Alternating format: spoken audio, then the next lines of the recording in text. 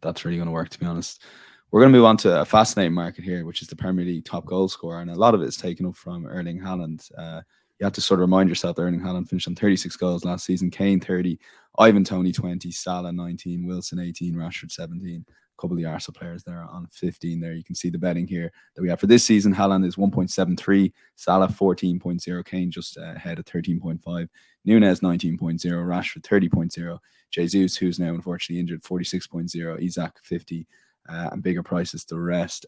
Mark, I know you've 3 picks against Haaland, so before we get into that, Haaland's price, and then maybe we'll throw it to Adrian, at 1.73. If you had to back or lay, I'm guessing you'd probably lay him at this price. No, I just wouldn't get involved. What I'd be doing is I'd sort of package it up with Man City to win the title and Erling Haaland to be top goal scorer double. If you could probably get around sort of 2.3ish for that. I expect him to win it, obviously, but do I really want to wait around for a 173 shot to pay out, for 9 months? Not really. So I think you've got to be a little bit creative in terms of the market. If you look elsewhere, obviously Kane's future is a little bit unclear at the minute. Fully expect him to stay, but at the minute we just don't know. And Salah's got African Cup of Nations duties in January. We saw a slight drop off from him last season as well. So I think it does start to open up the markets a little bit outside of the obvious candidates. Kane and Salah are the only players to finish in the top 7 over each of the last 5 seasons. So there's real consistency about those 2 players. So particularly Kane, if he is available, you'd be looking to try and keep him on side in some way. But whilst his future is unclear, I did look elsewhere. I thought Darwin Núñez at around 20 to 1, 21.0, possibly slightly shorter now, was appealing, criticised often last season, and understandably so, because his finishing was pretty erratic at times. But I think he has got the potential to burst into this Liverpool team now and be the main man.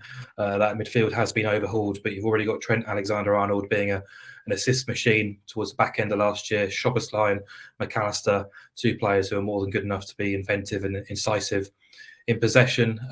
If you look at Núñez's previous history, he exploded onto the scene in his second season with Benfica. And if he gets off to a good start this time around, I wouldn't be surprised to see him go close here. Ordinarily, you want a player to be hitting at least 20 goals to be in the running. And I think that is possible for him. Sometimes I think we do forget that players are humans as well. And, Darwin Núñez, coming from a South American background, not speaking English as the first language, going to Portugal and then to the UK and particularly the Northwest, it's a bit of a culture shock at times. So it can take certain players time to bed in and understand their surroundings and get accustomed to the league as well. So that's all on side now. And he's had that period to bed in. I do expect improvement. He's young enough to keep getting better and better. So I like that price. Elsewhere, in terms of a longer shot, in 17 of the past 21 seasons, a player at 50 to 1 or bigger has placed. And in 12 of those 21 seasons, a player at 100 to 1 has placed. And actually a player from outside the Big Six has placed in all but 3 seasons since the Premier League was came about in 1992. Ivan Toney ticked those boxes last season at 50 to 1, playing for Brentford.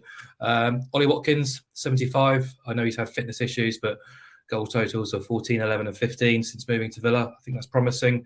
We've seen how he has proven to be the main man for Unai Emery. He scored 11 goals in his last 19 starts last season to end the campaign on penalties. A progressive team. They've signed some exciting midfield players who will add even further sort of creativity. And just as a kind of shot to nothing, really, the one you were like, Dan, Evan Ferguson at 170. 6 goals in 19 in a breakout season. Not bad, really.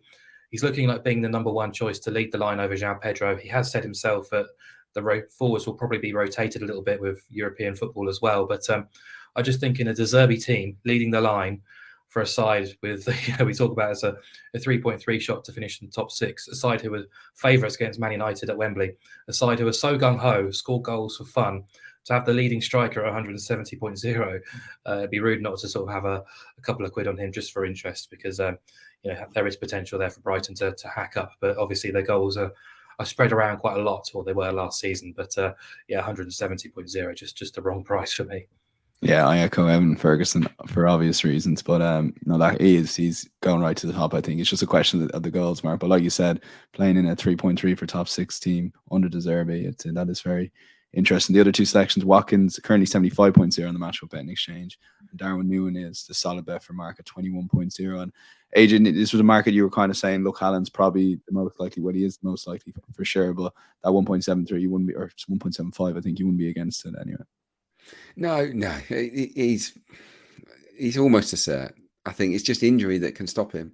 If he avoids injury, he will, or any major injuries, then Haaland wins the Golden Boot. In which case, it's still a backable price. But as Mark rightly pointed out, it's a long time to wait if you put a few quid on it for it to cash in. So yeah, I mean, an alternative just to chuck it out there is to take Julian Alvarez at 85, just on the off chance that he does get injured and is out for a prolonged period of time. Then he will take over that mantle and score bundles of goals. I mean, he was not far off in terms of minutes per goal compared to Haaland. I mean, he was a way off. Everybody was, but he was among the leading lights in terms of productivity.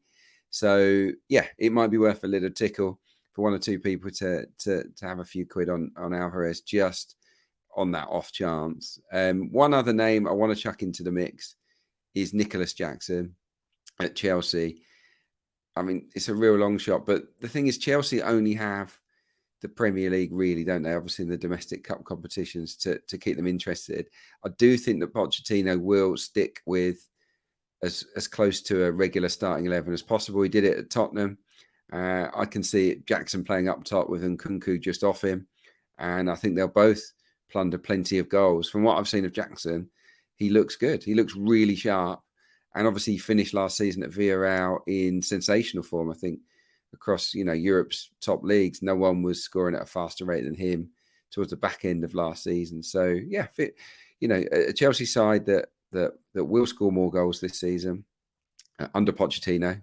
His Spurs team scored a lot of goals. It might be worth a shout. 51 seems quite a big price.